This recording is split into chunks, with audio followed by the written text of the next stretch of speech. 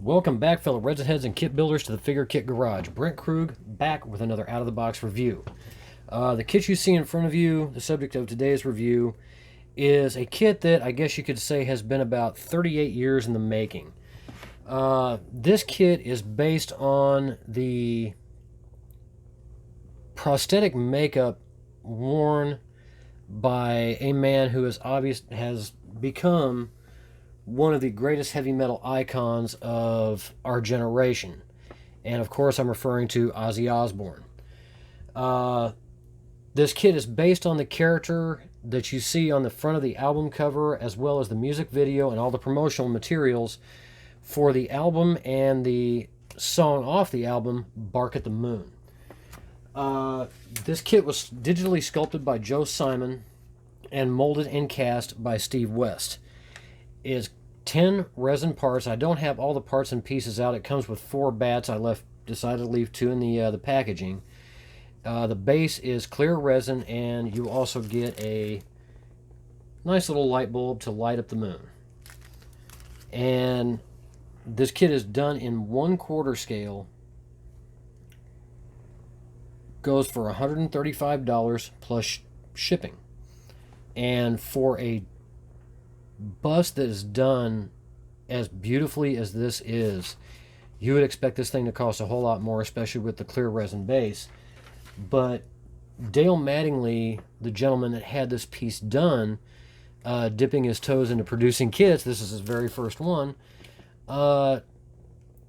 he's done an amazing job of keeping this at a reasonable cost. And I will admit, when I first saw this, I was really not sure. And then when we got the kit in, this is Virginia's kit, by the way. When we got the kit in on Monday, I was really surprised how amazing this thing looks.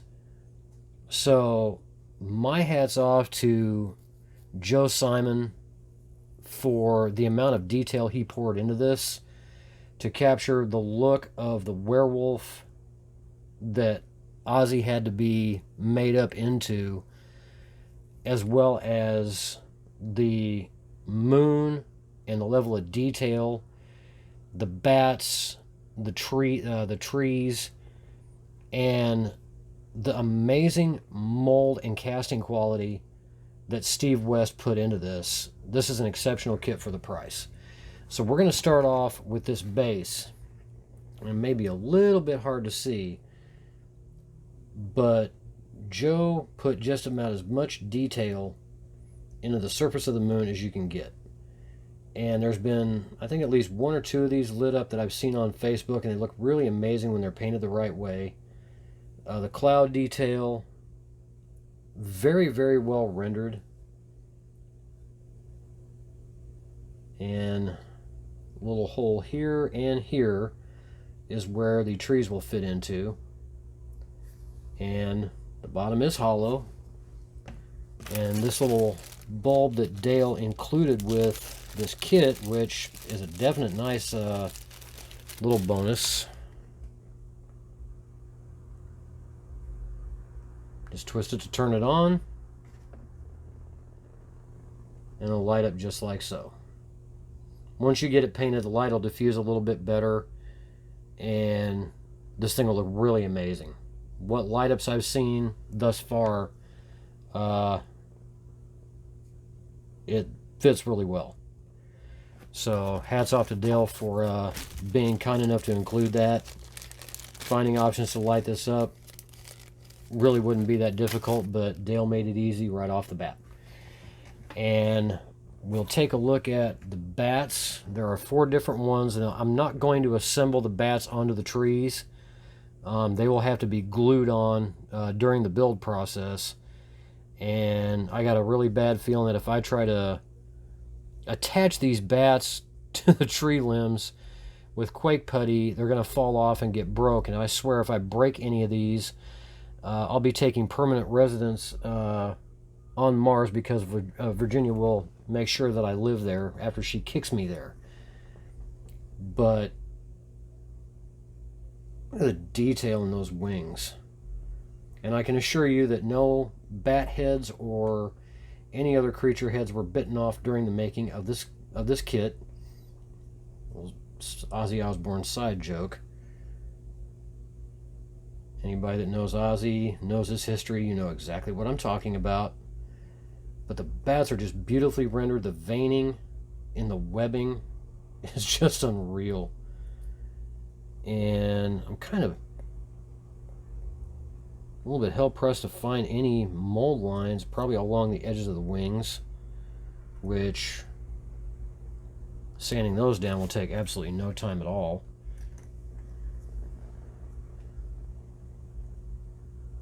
Another little creature of the night.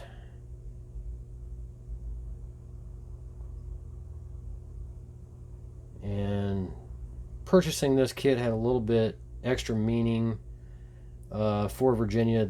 Bark at the Moon was the very first heavy metal album that she ever listened to. That's how she was introduced to heavy metal music, was this album.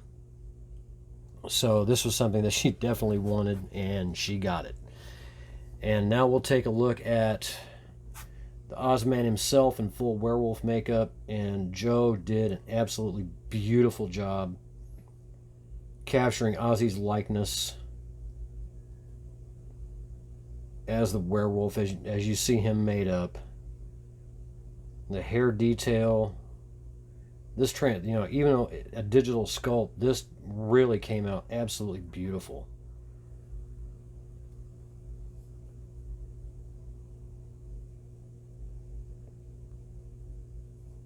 And then the upper abdomen and chest area.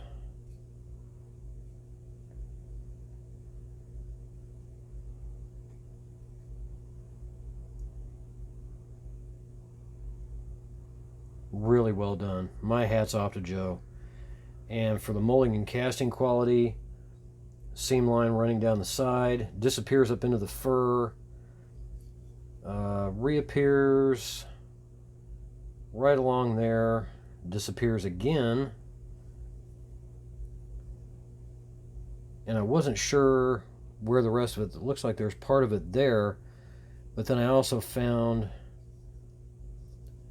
maybe a little bit hard to see on video, there it is, mold line right up the neck, up underneath the chin. Honey, have fun cleaning that one up. I shouldn't laugh, I've cleaned up worse. And then we'll look at the right arm. Again, fur detail from the shoulder down the back of the arm. Nice pore detail in the skin.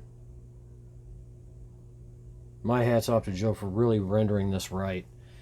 Why it took so long for somebody to come up with a kit of this particular character is beyond me. It's been done as, I think NECA's done it as a figure, McFarlane Toys has done it. This is the first model kit ever of the Bark at the Moon werewolf. And then a little bit of seam line work where the hand attaches,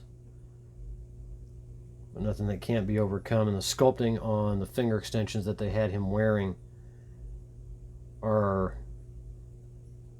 just unbelievably well done.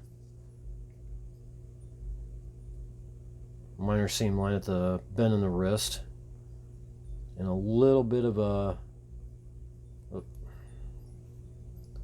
little casting flash. You can see the mold line down the fingers.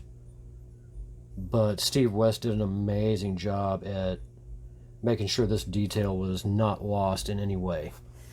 So my hat's off to him. And the packing for the hand, this little foam piece, it fits it really well. This thing arrived,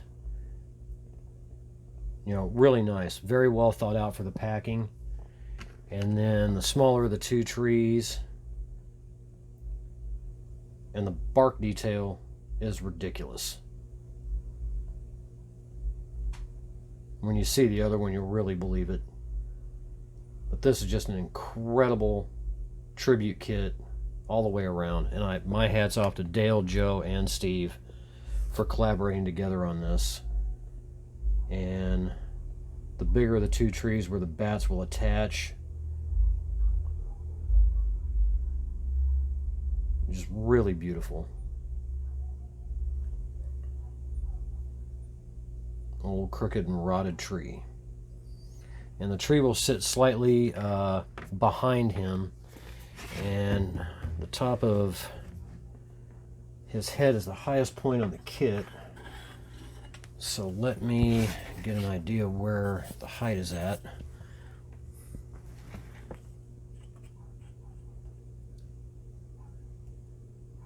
It's a little over 8 3/4 inches tall.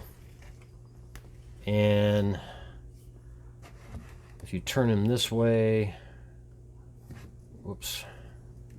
Yeah, I am not I'm not damaging this. Right around 5.5 inches, give or take. And probably about this, maybe a little bit about the same or a little bit less front to back. But let me bust out the Quake Putty and I'll get a decent assembly of him. Just a little history on this. Bark at the Moon, for, you know, there's a lot of people that probably don't follow Ozzy or don't care to follow Ozzy. Bark at the Moon was only the third solo album that he ever did after Black Sabbath decided to part ways, and anybody that knows Ozzy Osbourne's history during his days with Black Sabbath, you know why. And this would be one of his most successful albums, I think, to date. It sold over 3 million copies worldwide. And the makeup, I was surprised when I looked it up. The makeup was done by Greg Canham, who was part of the prosthetic makeup effects department for Michael Jackson's Thriller video. So Ozzy Osbourne was in very good hands when he was being made up in this. And Greg Canham would go on after Bark at the Moon to work on The Lost Boys, and surprisingly, a made-for-television movie that wound up being the pilot for the 1987 series, what became the series actually, but the pilot TV movie for a show called Werewolf. And if anybody remembers that TV show, he was responsible for the werewolf effects in that. So,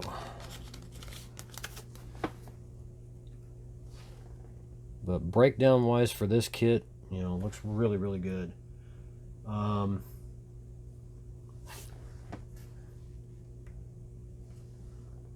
Even if you're not a fan of Ozzy and you like unique werewolf characters, you know, this would be a kit that'd be right up your alley.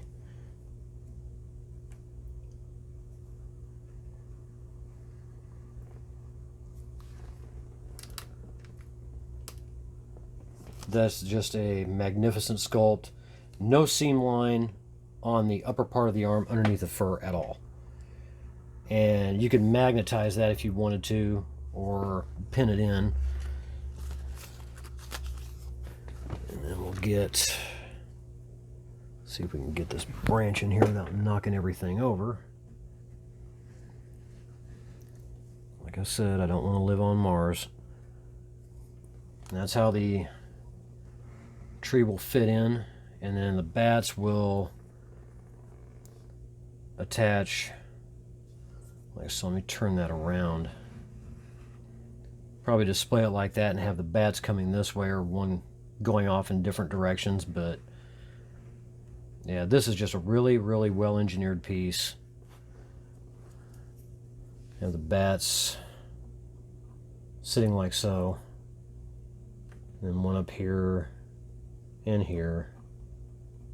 You have to be really careful how you attach those, because one falls off and it breaks, that's it. And then, if I remember seeing the photo correctly,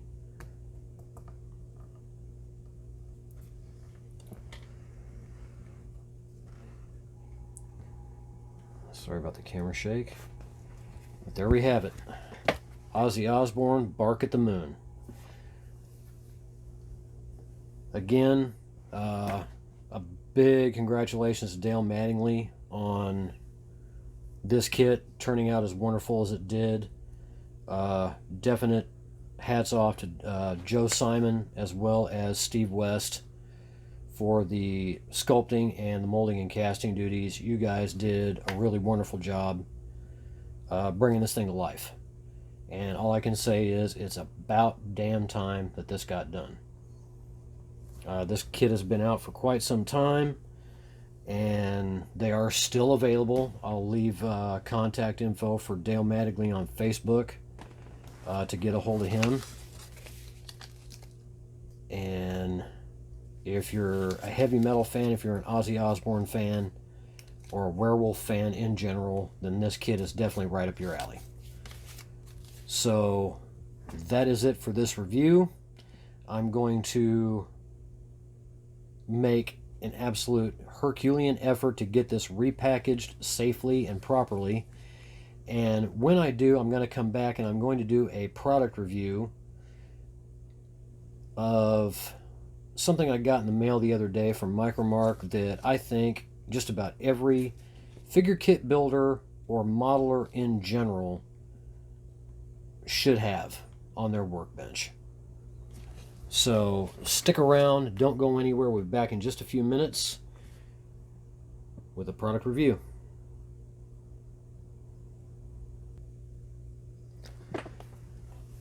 All right, folks, we are back, and the product review that I mentioned that I'm going to do right now is about the item you see in front of you on my workbench. And this is something that I honestly wish I would have gotten a long time ago, because I'm sure everybody out there to rinse out their brushes, and I'm not going to lie to you, this is going to be kind of embarrassing, has cups that look somewhat similar to that. Filthy, grimy, grubby, and Virginia had found this in the Micromark catalog. This is where I got it. This is the Masterson Rinsewell. And I don't know why this didn't exist 30 years ago when I started this hobby, but I guarantee you it would have been one hell of a plus.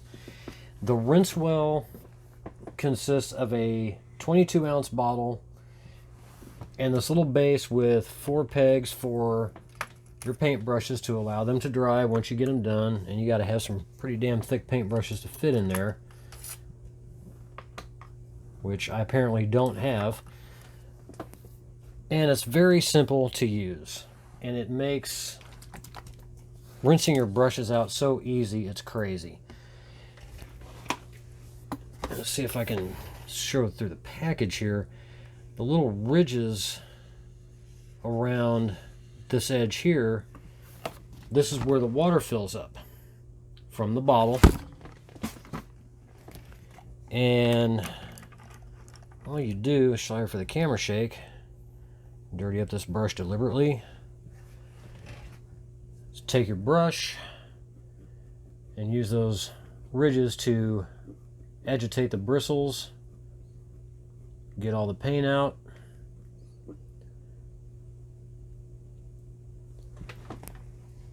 Brush is completely clean.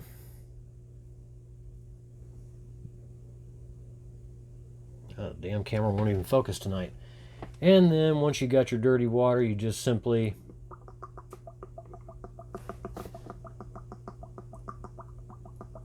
let it refill. Now you may have to flush it a couple times, but once, let the bubbles stop doing their thing. Once you get this thing full, you'll be able to tell because your water will not drain anymore. You simply lift the top off here, set it off to the side, take the bottom, dump it out, put it right back together. It doesn't twist off. It simply lifts off. You set it right back down, and there you have it. This is an invaluable thing for any figure kit builder or modeler in general working with acrylic paints to have on their workbench. I ordered 2 of these. Virginia has one, I have one. Altogether, I paid like $52, but they're $19.99 a piece. On the Masterson, let me see, find the website, mastersonart.com. They were listed at $17.49 a piece, and they also have extra 22-ounce bottles with flat caps on them, just to have extra bottles of water in reserve. Now I've got distilled water sitting in my bottle right now, but this is a really handy thing to have. Like I said, I don't know how in the world I have existed in this hobby without this, but I won't ever go back to this again. And this has been sitting for a while. I haven't used it for anything, but it's just been sitting. But that's a really shining example of how not to let your rinse cups get dirty. So these, like I said, these are available on the Micromark website and the mastersonart.com website. If you're interested in, I honestly encourage anybody that's kit builder, model planes, tanks, cars, war gamers would benefit greatly from something like this, because they constantly use acrylic paints all the time to paint their figures. This thing would come in handy for guys like that. So check that out. I'll leave links to Micromark, Masterson Art, and Dale Mattingly on Facebook, so you can contact him about the Bark of the Moon kit that I did the review on a little bit earlier. So check all that out. I want to say thank you to everybody who's new subscribers, those who continue to watch, that have kept me going. I have to reshoot part of the final work in progress video for the Punisher Hellbent on Death. I'm trying to get that reshot and done. I'm hoping to do that this weekend. I got my first COVID vaccine on Wednesday, so my butt's kind of dragging a little bit from a little bit of fatigue, but I will try and get that done and get that posted, and I will get this edited and posted pretty much tonight. So I want to say thanks again, everybody who subscribed, like, share, and subscribe. Trying to make English optional here. Like, share, subscribe. Keep watching. Thanks again, everybody. This has been the Figure Kit Garage. Stay happy, stay healthy, stay safe. Build a kit.